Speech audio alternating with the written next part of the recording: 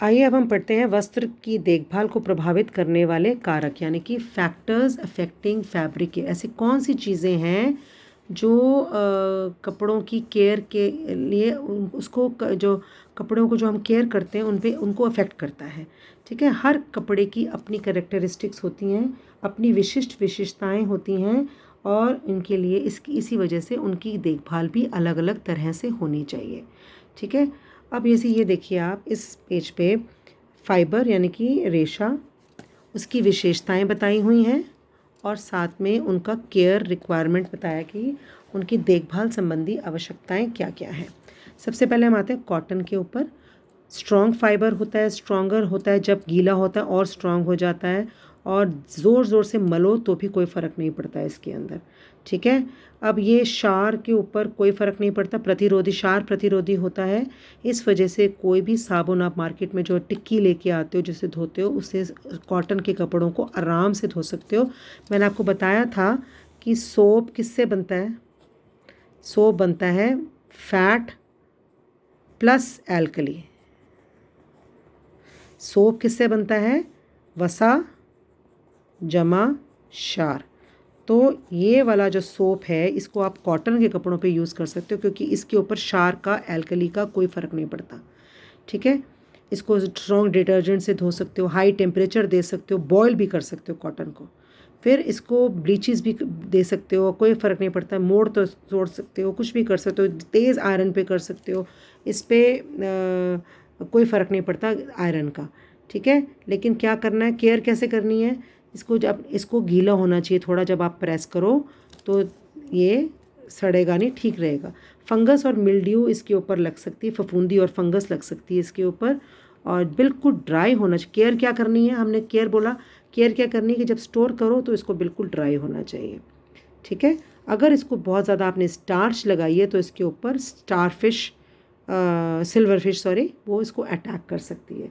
ठीक है, silver fish नामक कीड़ा लग सकता है अगर इसके ऊपर आपने स्टार्च लगाई है।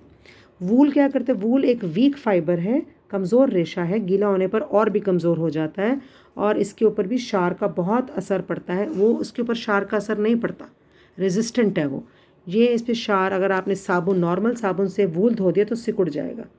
ठीक है, और इसको ड्राई क्लीन कराएंगे। इसको जब आप इसको ज़ोर ज़ोर से मलोगे तो ये फेल्ट मतलब अकड़ जाता है और सिकुड़ जाता है, और इसके रेशे एक दूसरे के ऊपर चढ़ जाते हैं, and they have a tendency to felt. ठीक है, सिकुड़न की प्रवृत्ति होती है इसके अंदर। अच्छा, और ज़्यादा अगर इसको आप लटकाओगे तार के ऊपर धोने के बाद तो ये लटक जाएगा और इसका अपनी शेप लूज़ कर देगा।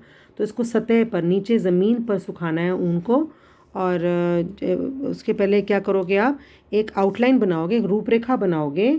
धुलाई से पहले ना कपड़े को ज़मीन पर रखोगे, ब्राउन पेपर या अखबार के ऊपर, जैसे आपने ये आपका ये पेपर है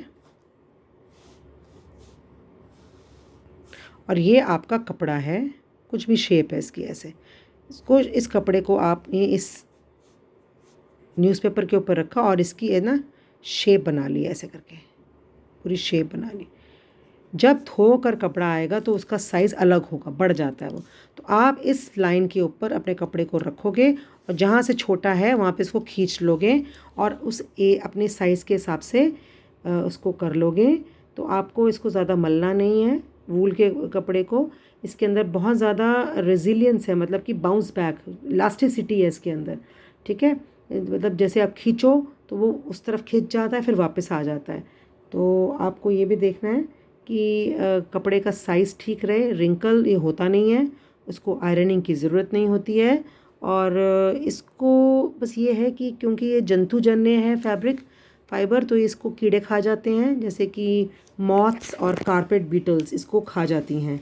ठीक है, तो ये आपको ध्यान रखना है कि बीटल, कारपेट बीटल इसको खा लेते हैं, तो आपको बैक्टीरिया का प्रतिरोधक है ये, लेकिन जो कीड़े काट जाते हैं इसको। ठीक है, ये आपको ध्यान देना है। नेक्स्ट है रेयॉन, सिल्क है नेक्स्ट। अब सिल्क के अंदर क्या है कि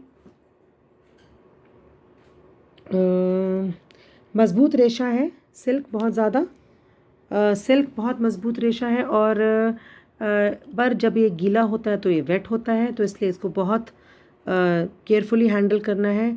इसके ऊपर शार का बहुत इफ़ेक्ट पड़ता है, एल्कली से डिस्ट्रॉय हो जाता है। और आप इसको ड्राई क्लीन करा सकते हो, कोई फ़र्क नहीं पड़ता। और ये वॉशिंग होने पर, वॉश करने पर स्ट्रेच नहीं करता या श्रिंक नहीं करता, कुछ नहीं करता।